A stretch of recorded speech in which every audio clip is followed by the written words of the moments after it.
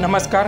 वाढदिवस साजरी करून येताना 6 मृतदेहांसह 30 वर्षीय स्वप्नालीने काढली ती अख्खी भयानक काळरात्र। सविस्तर बातमी पुढे पाहण्याआधी तुम्ही आपल्या चॅनलवरती नवीन असाल तर आपला आरजी मराठी न्यूज चॅनल जरूर सबस्क्राइब करून घ्या। सांगलीतील तासगाव तालुक्यातील तासगाव ते मणिराजुरी रस्त्यावर एका मंगल कार्यालयाच्या जवळ काल मध्यरात्रीच्या सुमारास एक भीषण अपघात झाला। अल्टो कार ताकारी कालव्यात कोसळून एकाच कुटुंबातील तब्बल 6 जणांचा अंत झाला, तर एक तरुणी गंभीर जखमी झाली। दुखापतग्रस्त 30 वर्षीय स्वप्नाली भोसले हिने अख्खी रात्र 6 मृतदेहांच्या जवळ काढली। रात्रीच्या वेळी कुठलीच मदत न मिळाल्यामुळे तिच्यावर ही वेळ आली। कवठेमहांकाळ तालुक्यातील कोकळे येथे मुलीच्या वाढदिवसाचा कार्यक्रम करून तासगाव येथील 60 वर्षीय इंजिनियर राजेंद्र पाटील हे कुटुंबियासह तासगावकडे परत येत असताना अखेरीस घडलं।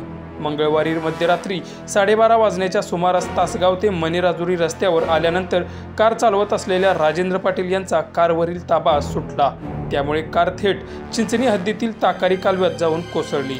या अपघातात 6 जणांचा मृत्यू झाला, तर एक स्वप्नाली गंभीर जखमी झाली।